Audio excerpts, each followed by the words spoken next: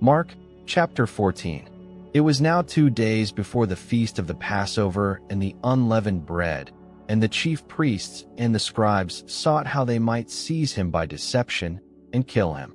For they said, "Not during the feast, because there might be a riot among the people." While he was at Bethany, in the house of Simon the leper, as he sat at the table, a woman came having an alabaster jar of ointment of pure nard, very costly. She broke the jar and poured it over his head. But there were some who were indignant among themselves, saying, "Why has this ointment been wasted? For this might have been sold for more than 300 denarii and given to the poor." They grumbled against her. But Jesus said, "Leave her alone. Why do you trouble her? She has done a good work for me. For you always have the poor with you, and whenever you want to, you can do them good, but you will not always have me. She has done what she could. She has anointed my body beforehand for the burying. Most certainly I tell you, wherever this good news may be preached throughout the whole world, that which this woman has done will also be spoken of for a memorial of her." Judas Iscariot, who was one of the 12, went away to the chief priests, that he might deliver him to them. They, when they heard it, were glad and promised to give him money. He sought how he might conveniently deliver him. On the first day of unleavened bread, when they sacrificed the Passover, his disciples asked him, "Where do you want us to go and prepare that you may eat the Passover?" He sent 2 of his disciples and said to them, "Go into the city, and there you will meet a man carrying a pitcher of water. Follow him, and wherever he enters in, tell the master of the house, 'The teacher says, where is the guest room, where I may eat the Passover with my disciples?' He will himself show you a large upper room furnished and ready. Get ready for us there." His disciples went out and came into the city and found things as he had said to them, and they prepared the Passover. When it was evening, he came with the 12. As they sat and were eating, Jesus said, "Most certainly I tell you, one of you will betray me, he who eats with me." They began to be sorrowful and to ask him one by one, "Surely not I?" And another said, "Surely not I?" He answered them, "It is one of the 12, he who dips with me in the dish. For the Son of Man goes, even as it is written about him. But woe to that man by whom the Son of Man is betrayed. It would be better for that man if he had not been born." As they were eating, Jesus took bread, and when he had blessed, he broke it and gave to them, and said, "Take, eat. This is my body." He took the cup, and when he had given thanks, he gave to them. They all drank of it. He said to them, "This is my blood of the new covenant, which is poured out for many. Most certainly I tell you, I will no more drink of the fruit of the vine, until that day when I drink it anew in God's kingdom." When they had sung a hymn, they went out to the Mount of Olives. Jesus said to them, "All of you will be made to stumble because of me tonight, for it is written, 'I will strike the shepherd, and the sheep will be scattered.' However, after I am raised up, I will go before you into Galilee." But Peter said to him, "Although all will be offended, yet I will not." Jesus said to him, "Most certainly I tell you, that you today, even this night, before the rooster crows twice, you will deny me 3 times. But he spoke all the more, "If I must die with you, I will not deny you." They all said the same thing. They came to a place which was named Gethsemane. He said to his disciples, "Sit here while I pray." He took with him Peter, James, and John, and began to be greatly troubled and distressed.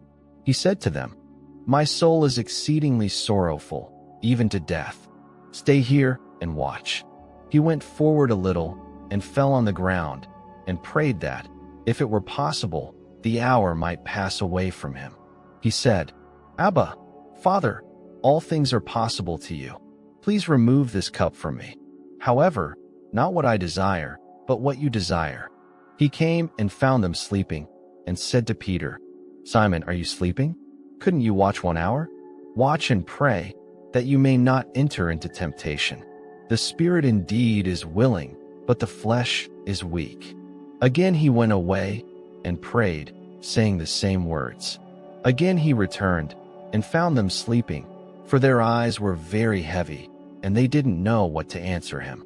He came the third time and said to them, "Sleep on now and take your rest. It is enough. The hour has come. Behold, the Son of Man is betrayed into the hands of sinners. Arise, let us be going. Behold, he who betrays me is at hand." Immediately, while he was still speaking, Judas, one of the 12, came, and with him a multitude with swords and clubs from the chief priests, the scribes, and the elders. Now he who betrayed him had given them a sign, saying, "Whomever I will kiss, that is he.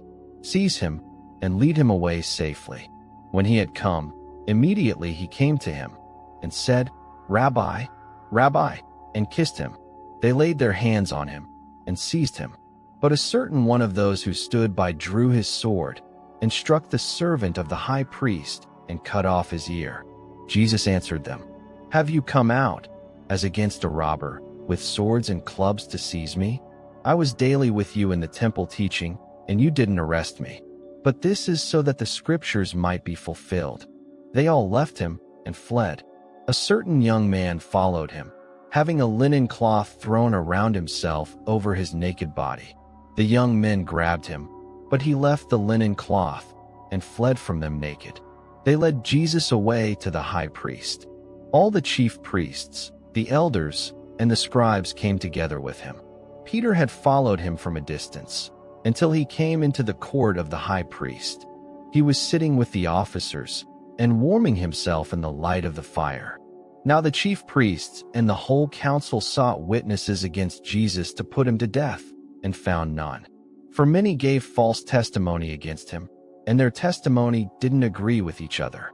Some stood up and gave false testimony against him, saying, "We heard him say, 'I will destroy this temple that is made with hands, and in 3 days I will build another made without hands.'"